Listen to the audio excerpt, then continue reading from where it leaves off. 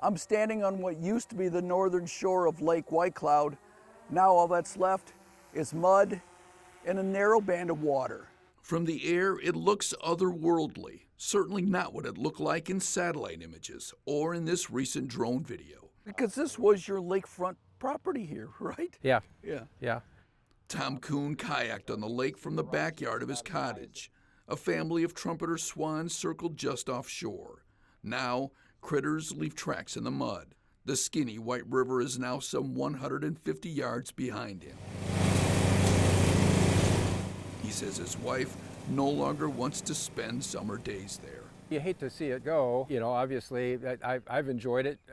It's part of my retirement, being able to get out and be in nature.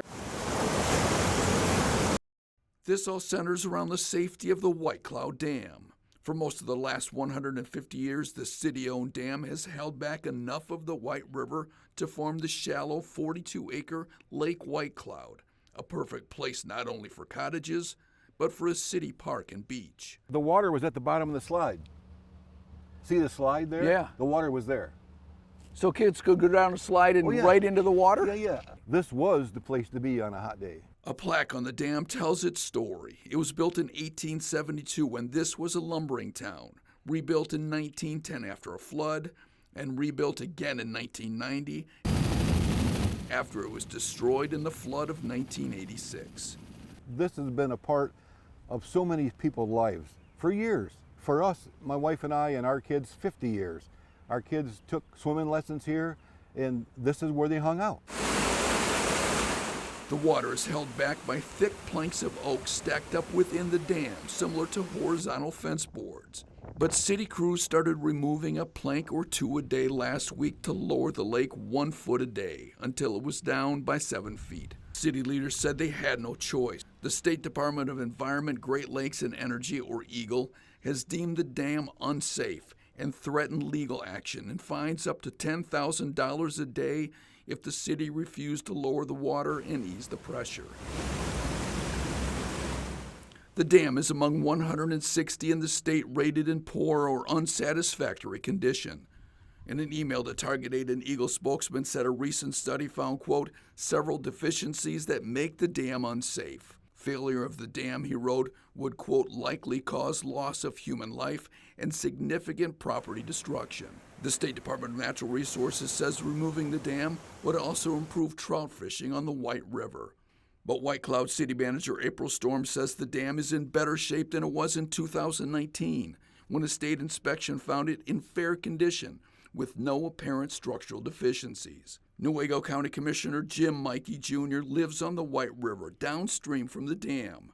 He believes the state is exaggerating the threat. He was there when the dam failed during the flood of 1986, one of more than a dozen that was washed away by that storm. Nobody lost their life. Nobody lost any buildings. It didn't do hardly any damage at all.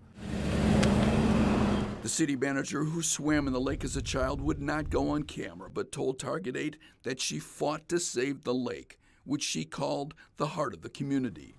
She says EGLE has refused to work with her. A Save the Dam committee is forming in town, but the city manager is not optimistic. She says the city, with an annual budget of $1 million, can't afford the $10 million cost to replace the dam. The state, she says, won't help rebuild it. The city, she says, has already canceled this summer's free swimming lessons for kids at the beach, a tradition going back 50 years. This is going to devastate the kids and the families that are around here that have used this their whole life.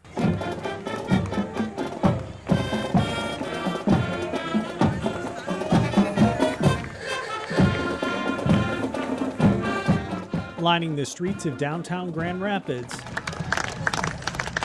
crowds gather to show their support for the greatest generation. Really important for the kids to know and to talk to the greatest generation, because they have plenty of stories if we're willing to listen. The parade featured marching bands and World War II era vehicles. The Air Zoo had a historic plane on the back of a truck. Women dressed as Rosie the Riveters also marched in the parade with several veterans groups. I'm very impressed with the organization and the preparation and the courtesy of everybody that I've talked to and the appreciation they have for the work that's been done. 99-year-old Eugene Corey was a grand marshal of the parade. So I'm lucky to be here for this occasion. He served in the U.S. Army in both Germany and the Philippines. The veteran appreciated so many people attending the event. I'm out of words. I've never experienced anything like that. It makes me feel like I'm a very important person.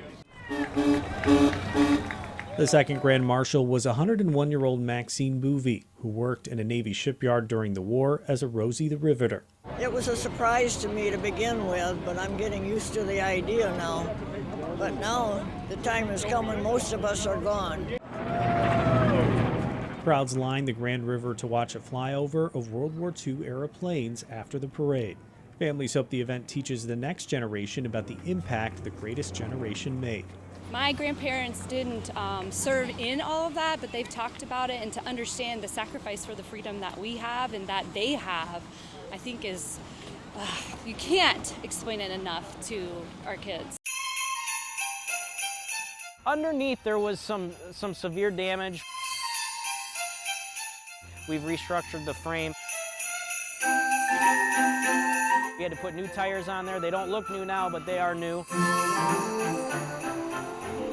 Keeping Santa's sleigh in flight has been a passion project for Drew Campanelli. They don't make this anymore. And the team at Impact Power Sports. And that's where we realized that, hey, you know, I think they're going to need some help with this going forward. Merry Christmas, everyone!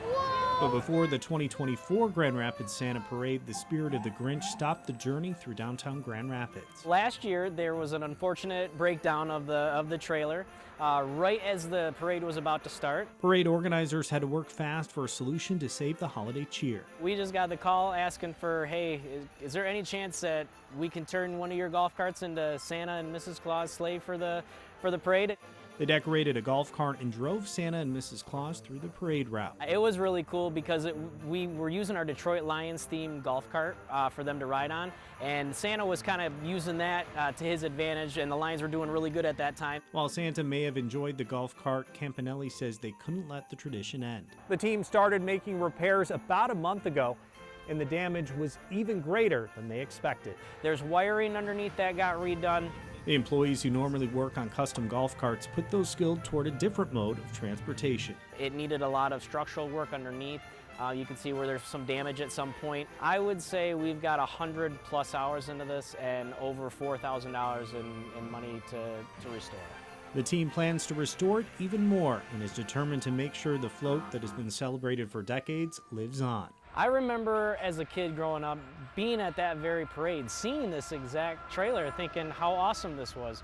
And the thought of it being demolished and Santa not having a sleigh to be on or something different really didn't sit well with us.